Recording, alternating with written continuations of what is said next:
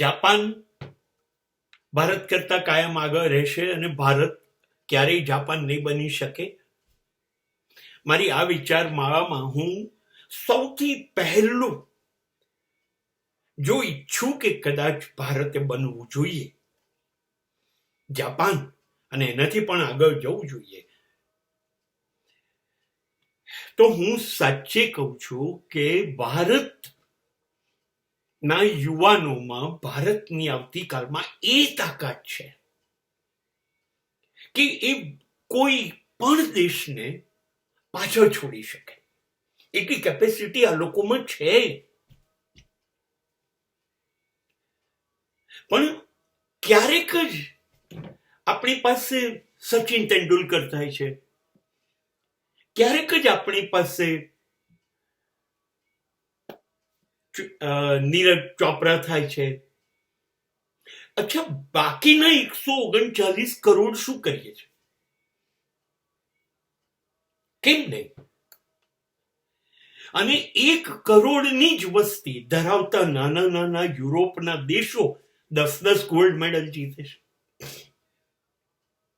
1 જ કરોડ, અને આપણે 140 કરોડમાં 1 ગોલ્ડ નથી લઈ શકતા. આપણી નજર સામે છે ને, આપણે સ્વીકારીએ છીએ.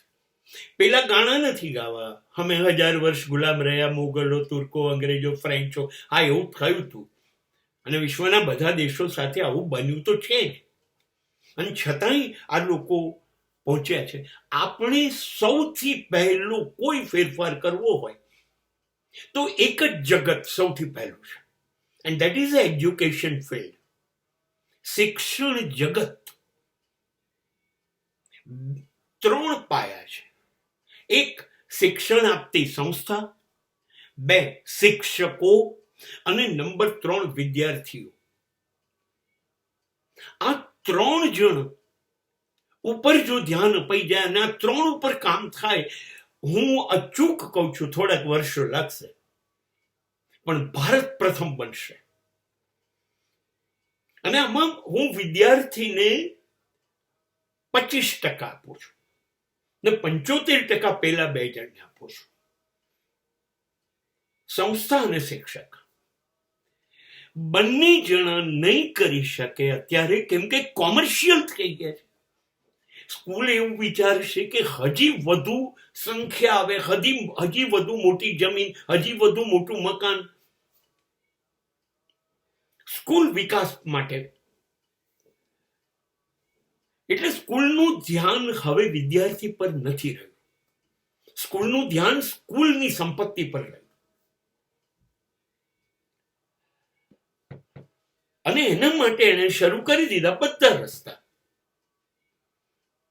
જે આજે વાલીઓની કમર તોડી નાખે છે. એટલું ઉઘરાણું સ્કૂલો કરે છે, ગુનેગાર સ્કૂલો છે. બીજા શિક્ષક છે.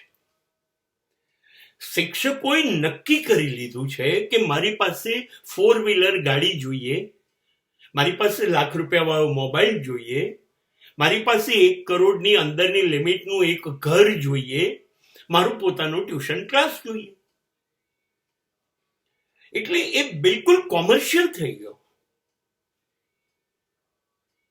તમે જુઓ, વિશ્વના શ્રેષ્ઠ શિક્ષકમાં દ્રોણાચાર્યનું નામ નથી, ચાણક્યનું નામ છે. કેમ કે એને વગર પૈસે ચંદ્રગુપ્ત બનાવ્યો અને આખું ભારત એ વિશ્વ પર રાજ કરતું કર્યું. પૈસો નહોતો લીધો,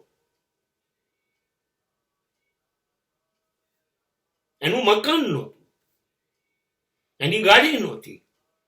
પણ આજે આટલા વર્ષો પછી લોકો શિક્ષક તરીકે ચાણક્યને યાદ કરશે.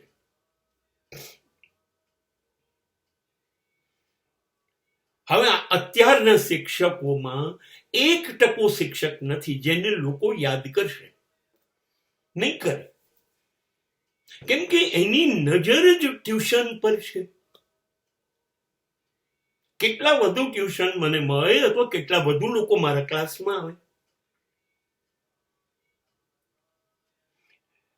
તો હવે જે ટ્યુશન નથી રાખવાના, જે ક્લાસમાં નથી જવાના, એનું ધ્યાન ન તો સ્કૂલ રાખશે કે ના તો શિક્ષક રાખશે. હવે બે જણા છે મુખ્ય, જે આવતીકાલ ઘડે, એ બંનેના પગ બિલકુલ એવા છે કે જે નવી પેઢીના પગ કાપી રહી છે. અને પછી વિદ્યાર્થીઓમાં 10% એવા છે જેને 90+ માર્ક 100માંથી લાવવા છે, એનાથી વધારે લાવવા છે.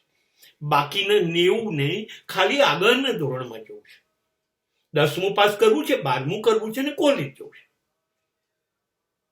એનું પૂરું નોલેજ નથી જોઈતું.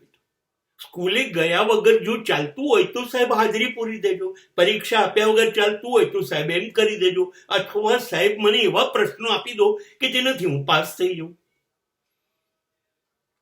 તમે જયારે 35 જ માર્ક લાવો છો 100માંથી, એનો મતલબ કે તમે 65 માર્ક નથી લાવી શકતા એટલા બેવકૂફ છો.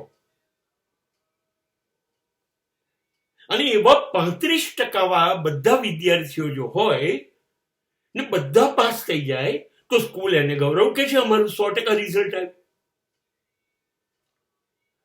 હવે આપણે જ આપણા પગ ઉપર કુહાડા મારી રહ્યા છે, કેમ કે બધા ભણવાના છે અને એનાથી જ આપણે આખો દેશ બનાવી શકીએ એમ છે.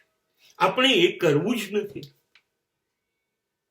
એટલે સૌથી પહેલા નહીં બની શકાય એનું જો કોઈ મોટું કારણ હોય તો એ આપણી એજ્યુકેશન સિસ્ટમ છે. વર્ષો થયા, 75 વર્ષ તો થયા છે, હજી બદલાઈ નથી. અને હું નથી માનતો કે હજી બદલાશે.